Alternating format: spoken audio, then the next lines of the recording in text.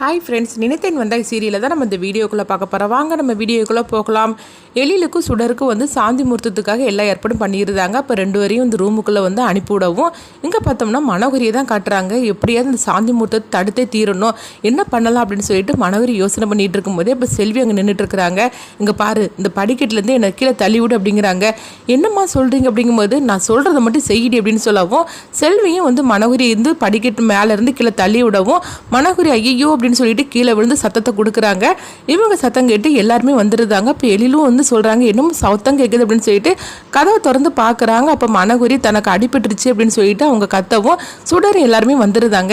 என்னாச்சு அப்படின்னு சொல்லி பார்க்கும்போது, ஐயோ நான் மாடி படிக்கட்டுலேருந்து கீழே விழுந்துட்டேன், ஏதோ அபசகுணம் மாதிரி இருக்குது அப்படின்னு மனோகரி சொல்லிக்கிட்டுதாங்க. இதனால் இந்துமதி இதை பார்த்து அதிர்ச்சி அடைகிறாங்க.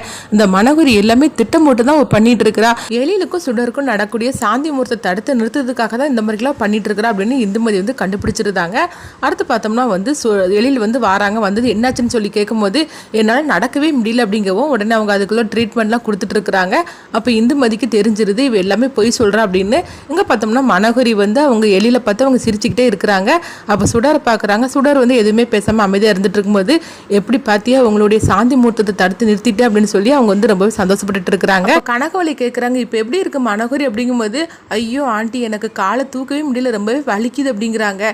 இதனால எல்லாருமே மனோகரி பக்கத்திலே உட்காந்துருந்தாங்க. காலையிலேயும் விடிஞ்சிருது. இதை எல்லாம் பார்த்துக்கிட்டு இந்துமதி ரொம்பவே கோவத்தோடு இருந்துட்டு இருக்கிறாங்க. இப்போ தீபாட்ட சொல்கிறாங்க, இந்த மனோகரி அந்த வீட்டில் இருக்கிற வரைக்கும் இவங்களுக்கு சாந்தி முகூர்த்தத்தை நடத்த விட மாட்டா, அவள் பொய்யான ஒரு வேஷத்தை போட்டு இந்த மாதிரிக்கு பண்ணிட்டா அப்படின்னு சொல்லவும் இப்போ தீபா சொல்கிறாங்க, இப்போ அதுக்கு நம்ம என்ன தான் பண்ண முடியும் அப்படிங்கும்போது, நான் சொல்கிற மாதிரிக்கு நீ செய் அப்படிங்கிறாங்க. என்னது அடுத்து ஏதாவது சொல்ல போறீல அப்படின்னு சொல்லி தீபா கேட்கும் போது ஆமாம் அப்படிங்கிறாங்க. அப்போ என்னன்னு சொல்லி பார்க்கும்போது பார்த்தோம்னா, தீபாவை சாமியார் மாதிரிக்கு ஒரு வேஷத்தை போட சொல்லியிருந்தாங்க. தீபாவும் சாமியார் மாதிரிக்கு ஒரு கெட்டப்பை போட்டுட்டு வராங்க. எனக்கு எத்தனை தம்மா நீ கெட்டப் போட்டுட்டு கூட்டிகிட்டு வரும் அப்படின்னு இந்துமதிட்டு சொல்லவும், நீ பேசாமல் வா, நான் சொல்கிற மாதிரிக்கு நீ செய் அப்படின்னு சொல்லும் போது இந்துமதியும் சொன்னதை கேட்டுட்டு பார்த்தோம்னா தீபா அவங்க எழிலோட வீட்டுக்கு வராங்க. அப்போ சாமியார் வந்திருக்காங்க அப்படின்னு சொல்லிக்கிட்டு கனகொலி அவங்கள வாங்கம்மா அப்படின்னு சொல்லவும், அப்போ கனகொலி சொல்கிறாங்க, இந்த வீட்டில் இந்த மாதிரிக்கு ஒரு பிரச்சனையாக வந்துட்டு இருக்குது, இதுக்கு என்னம்மா பண்ணதுக்கு அப்படின்னு சொல்லும் போது, அப்போ தீபா பார்க்குறாங்க, இவங்க ரெண்டு பேரையும் சேர்த்து வைக்கணும், அதுக்கு நான் ஒரு யோசனை சொல்கிறேன் அப்படிங்கும்போது, நீங்கள் சொல்லுங்கம்மா அப்படிங்கவும், என்ன யோசனைன்னு பார்த்தோம்னா, எழில் சுடரை உப்பு மூட்டை தூக்கணும் அப்படிங்கிறாங்க.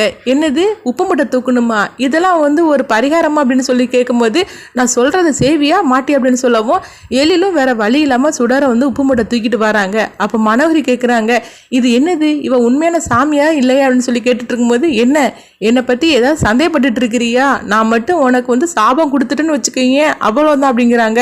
ஐயோ அப்படிலாம் சாபம் கொடுத்துடாதீங்க அப்படின்னு கனகவழி சொல்லவும், அப்போ அவங்க தீபா சொல்கிறாங்க, இந்த மனோகரி எதுக்காக அந்த வீட்டில் இருக்கிறா அப்படின்னு சொல்லும் போது, ஏமா அந்த மாதிரிக்கு பேசிட்டு இருக்கிறீங்க அப்படிங்கிறாங்க.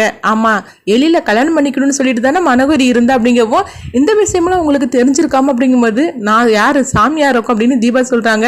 ஆமாம்மா, அவங்க ரெண்டு பேருக்கு தான் கல்யாணம் நடக்கிற மாதிரி இருந்தது, ஆனால் கடைசி நேரத்தில் எல்லாமே மாறி போச்சு அப்படிங்கிறாங்க. அது எல்லாமே எனக்கு தெரியும் அப்படின்னு சொல்லி தீபா சொல்கிறாங்க. இப்போ என்னம்மா பண்ணுறதுக்கு, இவங்க ரெண்டு பேருக்கும் சாந்தி முகூர்த்த நேரத்தை தடைப்பட்டுருச்சு அப்படிங்கிறாங்க.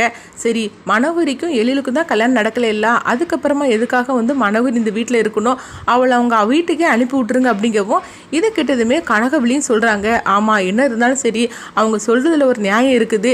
ஏன்னா சுடரும் எழிலும் இங்கே சேர்ந்து இருக்கும்போது மனோகரிக்கு என்னமோ மாதிரி இருக்கும், அவங்க இருந்தால் சரிப்பட்டு வராது அப்படின்னு சொல்லிட்டு கனகவழியும் முடிவெடுக்கிறாங்க.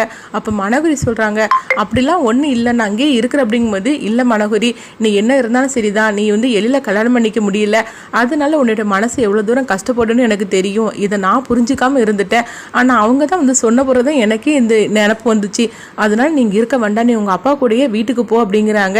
இதை பார்த்ததுமே மனோகரி ரொம்பவே கோவப்பட ஆரம்பிச்சிருந்தாங்க. எல்லாம் இந்த சாமியார் போட்ட இதனால தான் இந்த மாதிரி நடந்து போச்சுது, இவங்க எங்கே இருந்தால் வந்தாங்களோ தெரியல அப்படின்னு சொல்லிட்டு தீபாவை போட்டு அவங்க சாமியார் நினச்சி அவங்க திட்டிட்டு இருக்கிறாங்க மனோகரி.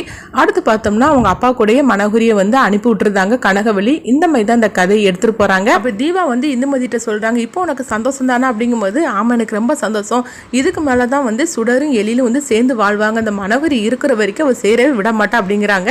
அடுத்துதான் அந்த கதை என்ன மாதிரி கொண்டுட்டு போகிறாங்கன்னு சொல்லி நம்மளும் வெயிட் பண்ணி பார்க்கலாம்.